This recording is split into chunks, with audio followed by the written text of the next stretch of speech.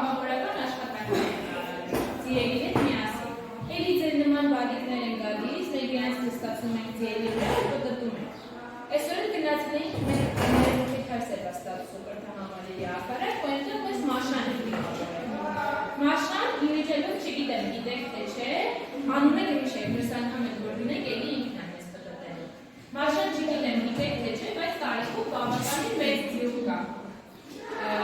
Խոսենք կանոնների մասին, որ ձիերի հետ շփման ժամանակ պիտի պահենք, դրանք մեր ապահովության համար են։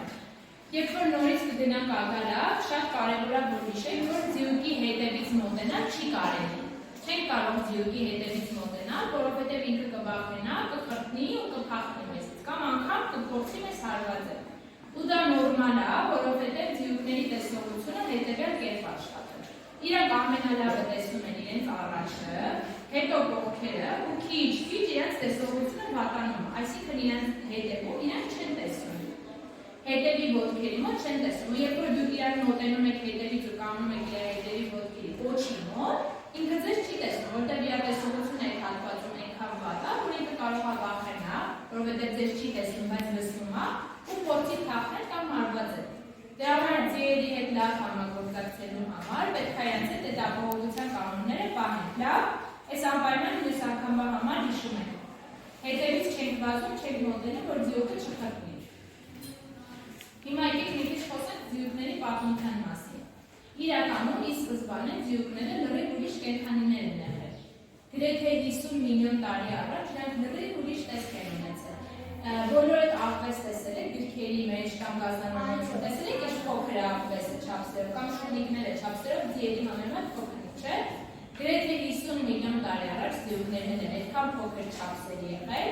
Ու ի տարբերություն հիմիկվա ձիուկների իրենք սմբակներ չեն ունեցել, էլի քաթերով կենդանիներ են եղել, փոքրիկ գլխով, կարճ ոտքերով, կարճ պոչով կենդանիներ են եղել։ Հետո ժամանակի ընթացքում, որովհետեւ կարողանան գոյատևել, թշնամիներից պաշտպանվել ու միշտ զոհի կարգավիճակում չմնալ, սկսել են փոխակերպվել, այսինքն էվոլյուցիայի ենթարկվել։ Ու հիմա դարձել են այն ձիուկները, որը որ մենք տեսնում ենք։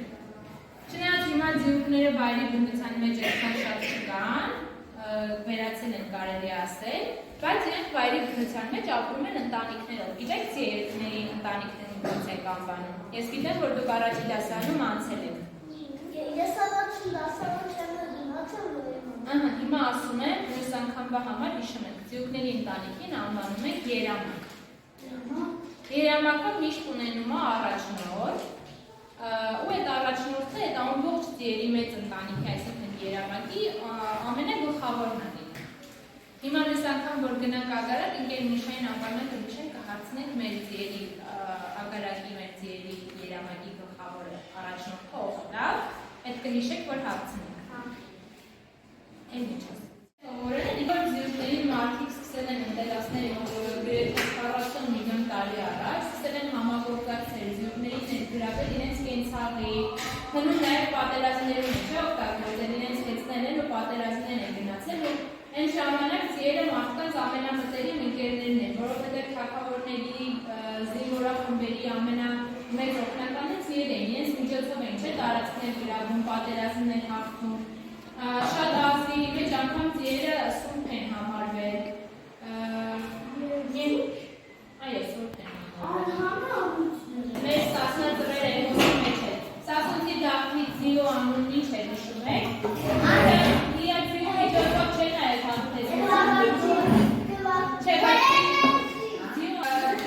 Սասնցի դավիթի ձիուկի անունն է, շուտիկ ճարալերի միջոցով չեն այլ հաղթեցին, այո, վայրի բնության մեջ ապրում են մոտավորապես